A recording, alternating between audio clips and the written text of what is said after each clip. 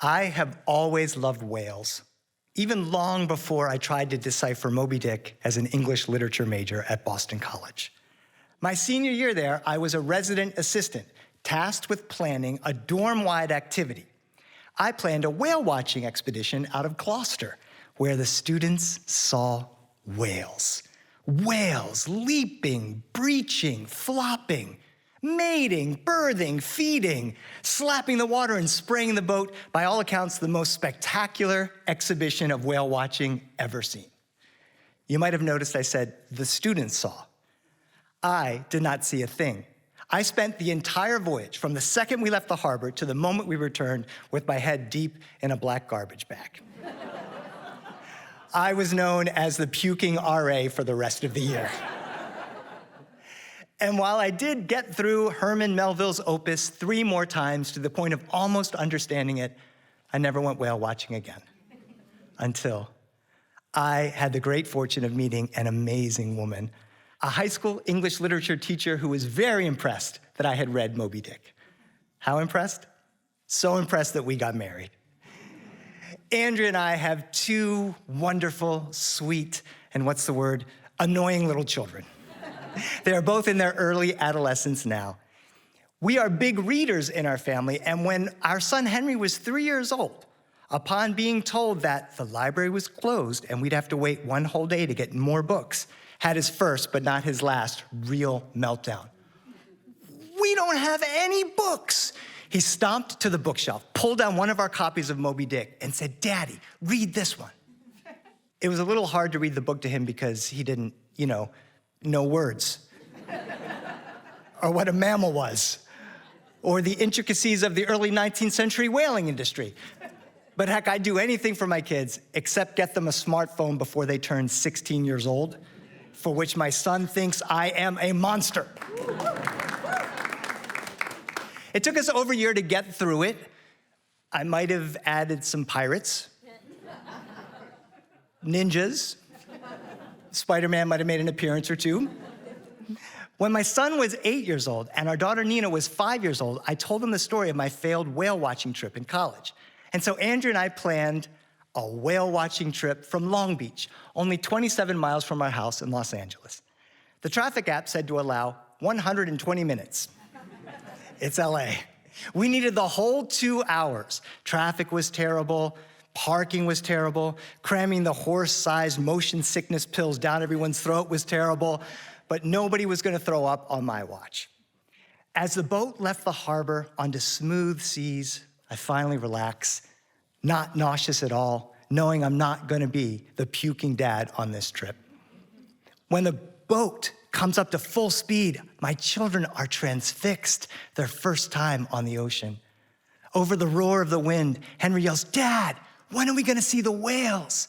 And as if the captain can hear him from high up in the tower above the boat, she says over the loudspeaker, "Welcome to our whale watching trip. Now, there's no guarantee we're going to see any whales out there today.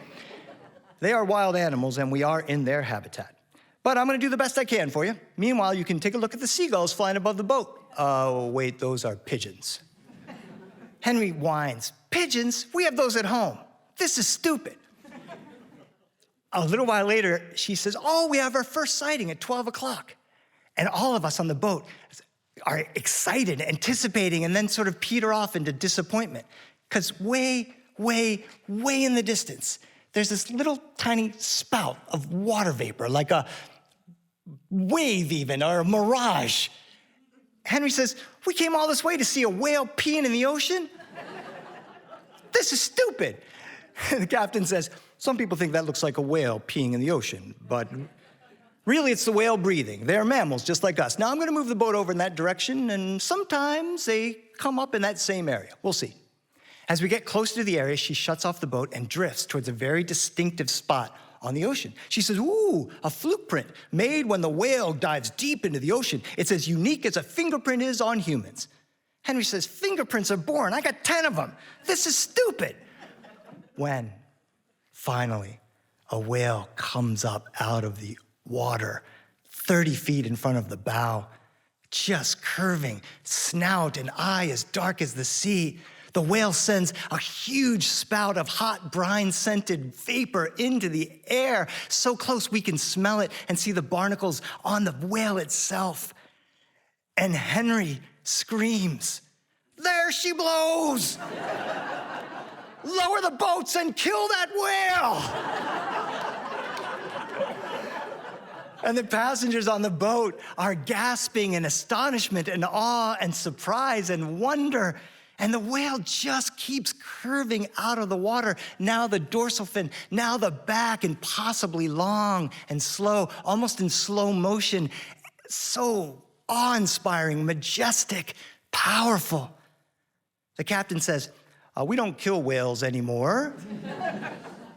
But that, good friends, is the second largest whale in the ocean, the fin whale. In all my years of doing this, I've never seen a sighting like that one. Andrea's got tears streaming down her face, and Nina says, "Mommy, why are you so sad when it was so cool?" And she says, "Honey, I'm so sad because it was so cool." And the captain turns the boat back towards home.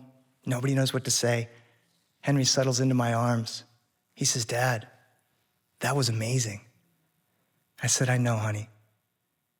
We look at the fast approaching harbor.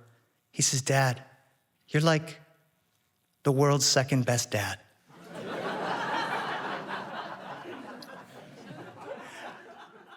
And I know, deep in my heart, that whatever he says next, I'm gonna tell a story about it.